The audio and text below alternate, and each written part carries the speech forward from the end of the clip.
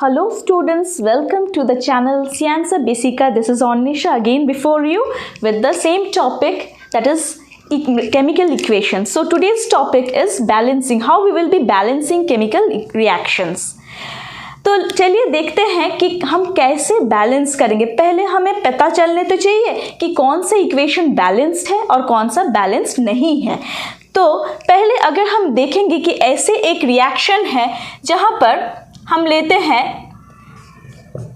Hydrogen plus chlorine reacts to give hydrogen chloride.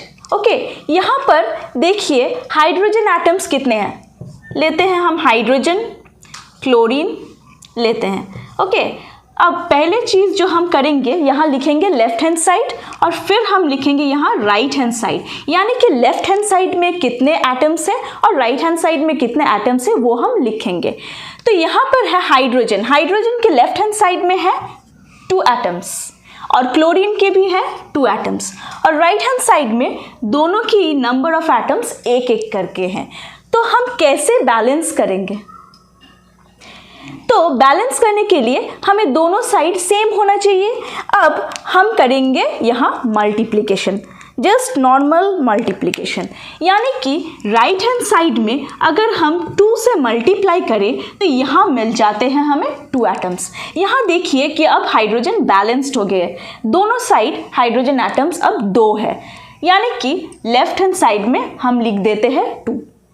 अब देखिए साथ ही साथ क्लोरीन का भी हो गया 2, अब ये हो गया क्या 2, अब बैलेंस्ड हो गया। देखिए दोनों साइड में क्लोरीन एटम्स भी 2 है, तो ये लिखने से ये रिएक्शन अब बैलेंस्ड है। अब चलिए हम फिर से और एक इक्वेशन देखते हैं। सपोज हमारे पास है जिंक और हम रिएक्ट करवाते हैं उससे हाइड्रोजन सल्फाइड के साथ, रिएक्शन के बाद मिलता है जिंक सल्फाइड।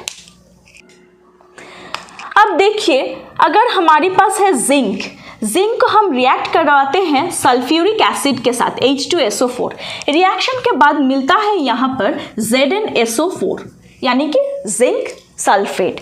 अब देखिए यहाँ नंबर ऑफ एटम्स कितना है, हम लिखते हैं फिर से वैसे ही जिंक, हाइड्रोजन, सल्फर, ऑक्सीजन, फिर लिखेंगे लेफ्ट हैंड साइड, यहाँ लिखेंगे हम राइट हैंड साइड। अब जिंक के कितने एटम्स हैं, यहाँ 1 है, हाइड्रोजन के यहाँ है 2, सल्फर के है 1 और ऑक्सीजन के है 4। राइट हैंड साइड में क्या है, जिंक के फिर से 1 है, सल्फर की है 1, ऑक्सीजन के हैं 4 और यहाँ इवोल्यूशन ऑफ गैस होता है ना, तो यहाँ पर हाइड्रोजन है फिर से 2। तो अब इस इक्वेशन में दोनों तरफ यानी कि लेफ्ट हैंड साइड और right hand side of the equation हमें मिलता है सेम नंबर ऑफ एटम्स, तो ये रिएक्शन बैलेंस करने की ज़रूरत ही नहीं है। तो इस तरह के रिएक्शन को हम कहेंगे कि ये बैलेंस्ड है ऑलरेडी। अब हमें पहचान तो लिया कि ये इक्वेशन बैलेंस्ड है या अनबैलेंस्ड है, अनबैलेंस्ड रहने से हमने बैलेंस भी करवा लिए। अब हमें पता तो चलना चाहिए कि क्यों हम बैलेंस कर रहे हैं इक्वेशन, तो वो हमें पता चलता है जो लवोशियर जी थे तो उन्होंने बताया था कि atoms, that is the mass, total mass of the reactants और total mass of the products same होना चाहिए, यानी कि according to law of conservation of mass, total mass of the reactants should be equal to the total number of products, total mass of products. Okay, so here we have the law of conservation of mass which states that total mass of the reactants should be equal to the total mass of the products. अब फिर से हमारे पास एक reaction है, हम वो solve करेंगे। So here we have iron which reacts with H2O to form Fe3O4, ferric oxide plus hydrogen gas. अब देखते हैं यहाँ पर कौन सी एटम्स कितने हैं। फिर से हम लिखेंगे यहाँ, here we have iron, hydrogen, oxygen, left hand side, right hand side. अब यहाँ पर आयरन कितने हैं, आयरन है यहाँ 1 एटम, हाइड्रोजन है 2 एटम, ऑक्सीजन फिर से है 1 एटम।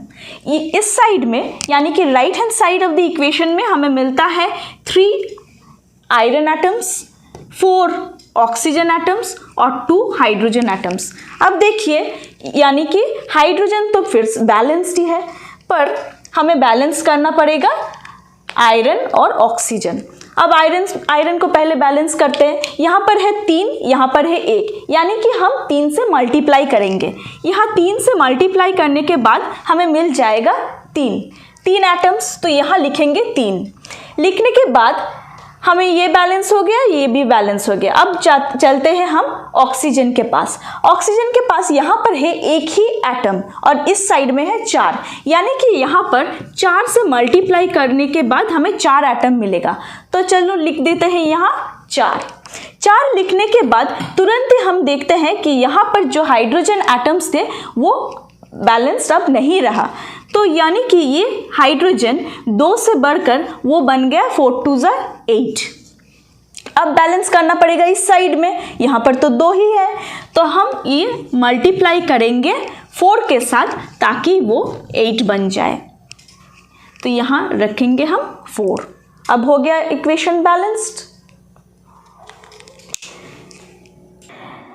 तो हमने ऑलरेडी सीख लिए कि कैसे हम रिएक्शंस को बैलेंस करेंगे। अब यहाँ बोर्ड पर है 2 इक्वेशंस जो आप बैलेंस करके हमें कमेंट बॉक्स पे आप लिखिए कि अगर वो सॉल्व नहीं हुआ है। Okay, so that's all for today. Have a great day. Next day I will be coming with the next portion of the chapter. Thank you.